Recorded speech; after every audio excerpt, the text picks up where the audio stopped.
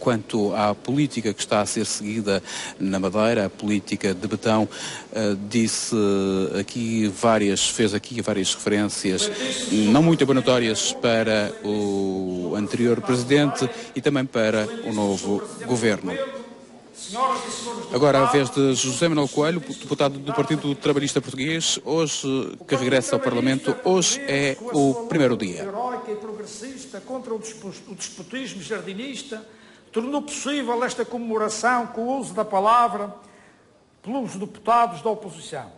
Enquanto no passado os nossos deputados eram expulsos e maltratados por apenas pedir o uso da palavra, os deputados dos partidos da oposição mostravam-se passivos.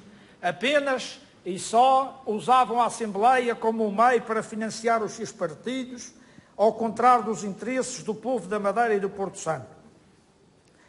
Entretanto, o partido do governo usa e abusa desta casa para garantir os negócios e benesses das oligarquias, em prejuízo da nossa economia e bem-estar social. É impensável que, após tantos anos de autonomia e muitos milhões gastos, os madeirenses tenham de estar sujeitos a hospitais de terceiro mundo. Escolhia-se o dia 1 de julho para celebrar a autonomia.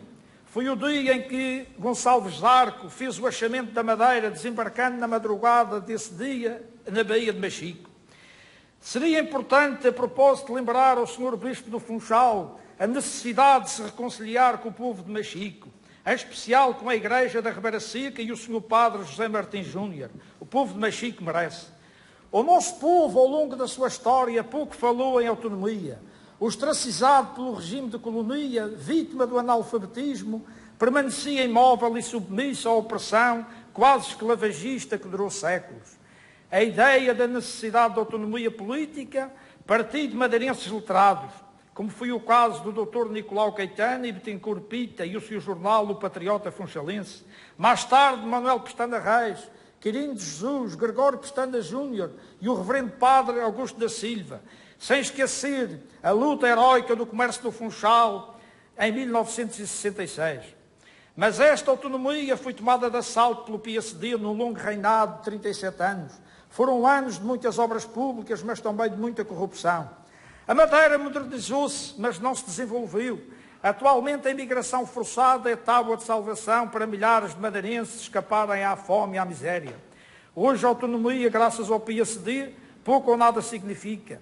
Estando nós submetidos a um garrote financeiro, o famado PAEF, é apenas uma grande autarquia, como referiu Vossa Excelência, ao ser entrevistado pelo grande politólogo Miguel de Sousa Tavares. Além da autonomia, também perdemos fundamentais liberdades democráticas, como a liberdade de expressão e de imprensa. Num verdadeiro Estado de Direito existem vários órgãos que disparam alertas quando há ilegalidades ou falcatruas, como aliás acontece nos nossos carros, quando algo não está a bater bem no motor, acende uma luz vermelha no tablier. Em Portugal, essa luz acendeu milhares de vezes, avisando que o motor político não estava a trabalhar bem.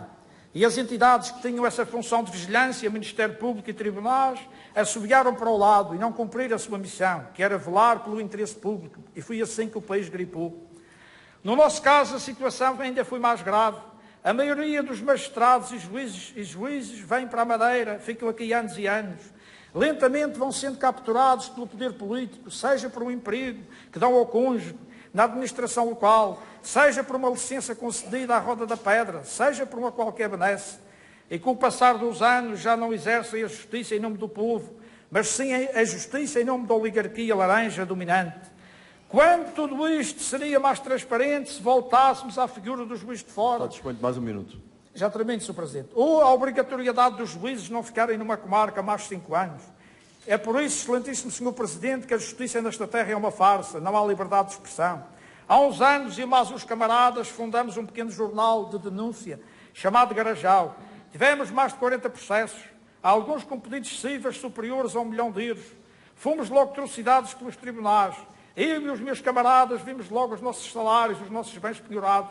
Fomos obrigados a fechar o jornal. O deputado Gil Canha diretor do jornal, tem a sua casa penhorada e ordenado. Também, como deputado, tenho denunciado casos graves de corrupção e tenho sido perseguido pelos tribunais como um malfeitor.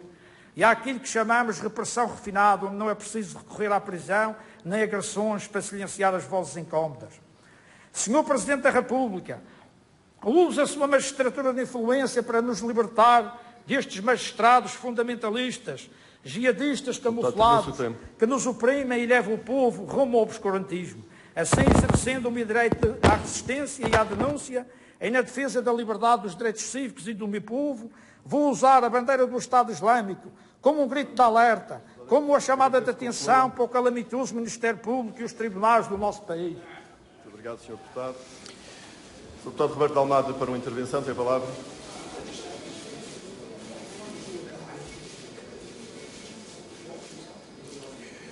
Sim, José Manuel Coelho, numa atitude mais uma vez polémica, ele a dizer que há uma repressão refinada e pede a intervenção de Marcelo Rebelo de Sousa para que acabe então esta falta de liberdade na Madeira, diz ele, falta de liberdade de expressão.